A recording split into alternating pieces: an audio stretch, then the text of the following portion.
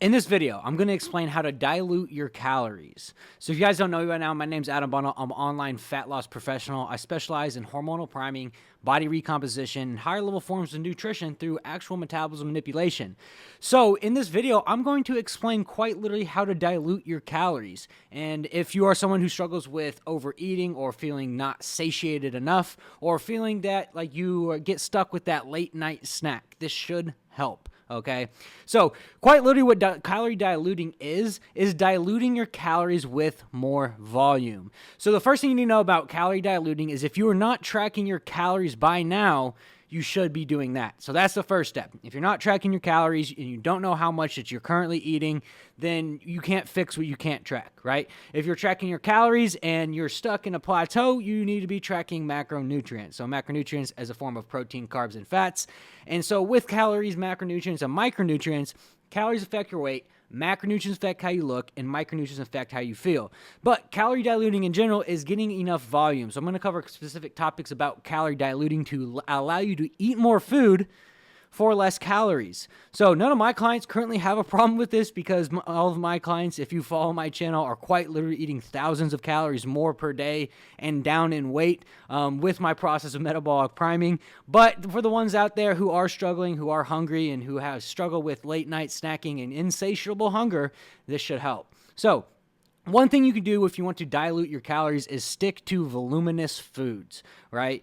So they did a study on two test subjects. One test subject, they gave them a certain amount of calories per day to eat, and another test subject, they gave the organizational group actual as much food as they wanted to eat, not tracking calories, but they had to stick to just fiber, right? So fiber is a macronutrient, is very slow digesting, but is also very satiable, right? So like vegetables are a huge part of calorie diluting, being able to eat more volume of vegetables, more volume of food for less calories. So the subject group that actually did not track calories actually lost substantial, almost 40% more weight than the people that were actually tracking calories. Quite literally because it's a mind game when it comes to actually feeling satiated sometimes. If you're not struggling with in the point where your leptin and ghrelin are way out of whack because you've been starving yourself, and you simply just face simple hunger pains day to day, it is a mind game, right? Feeling like you're eating more food will allow your brain to feel more satiated.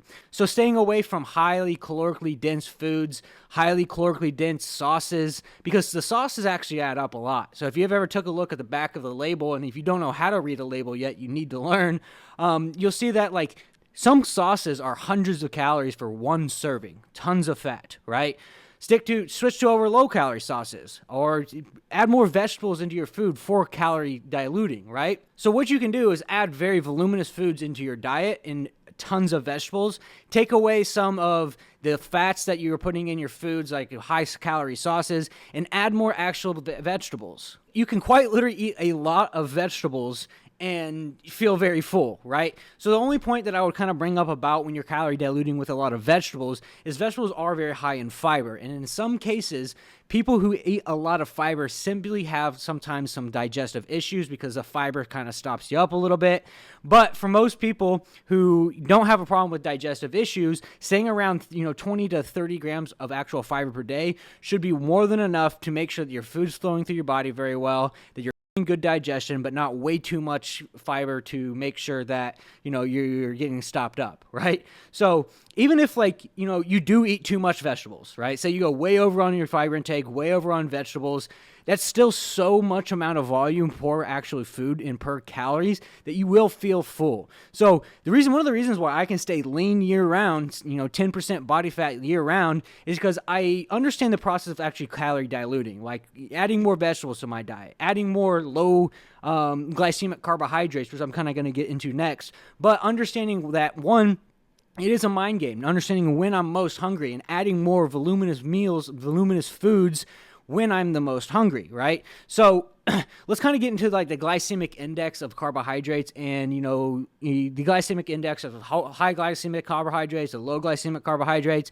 So I specifically have a module in my program going over the entire glycemic index for my clients, and you can utilize the glycemic index in a couple of really good situations as well, because understanding how carbohydrates break down in your body, the digestion of certain carbohydrates allows you to get more volume of food for less amount of calories, right? So like the higher the glycemic index is, the higher the glycemia of the carbohydrate is, the faster that it digests within your body. It gets to your bloodstream really quick, gives you a burst of energy very quickly, but it's also a little bit higher in caloric value, right? So like white rice, for example. White rice is an amazing food. There's nothing bad about white rice, but if you ever put 150 grams of white rice in a bowl, it doesn't look like very much, right? As opposed to switching to a lower glycemic carbohydrate, say maybe like an oatmeal, which is going to be a slower digestion, has more fiber in it, it's going to be more voluminous, and it's also going to keep you fuller for longer.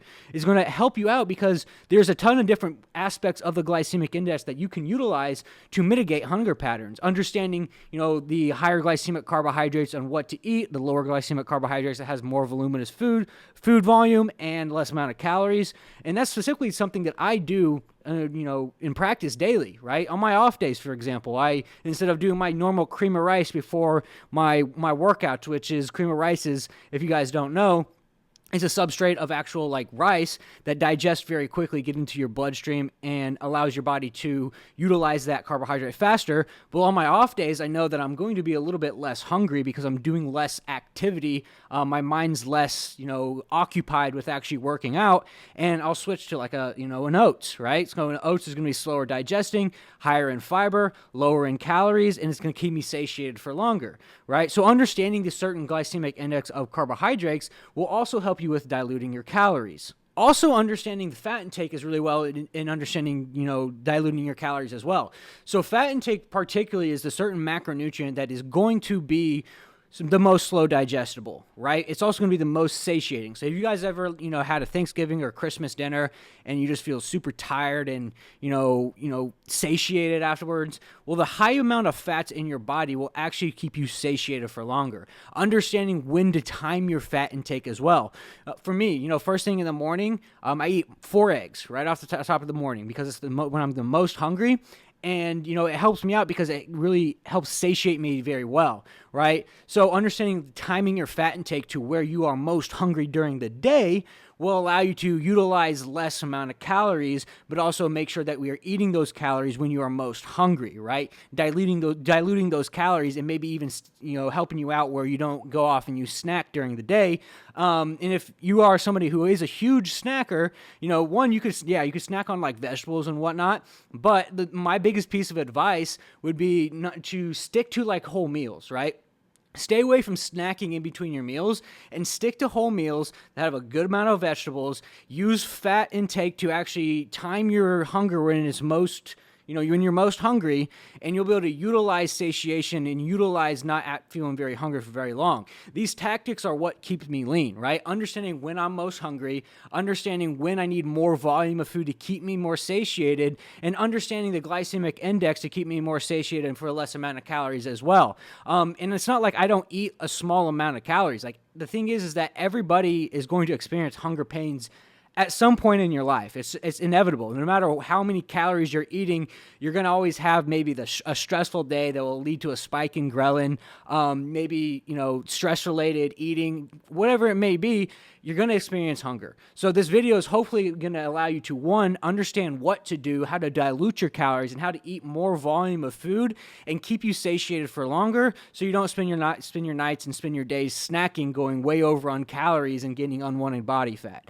So if this video was helpful, go ahead and give me a follow, subscribe to my channel. I'm constantly posting higher level nutrition tactics that I utilize with my clients every single day, 5 days a week. We're doing 5 uploads per week. So stay locked in on my channel. Make sure to subscribe. And if you are struggling to get lean, and if you want to learn a little bit more about metabolic priming, the link will be below for my entire free metabolic priming masterclass. There's over 140,000 people that have watched that particular video.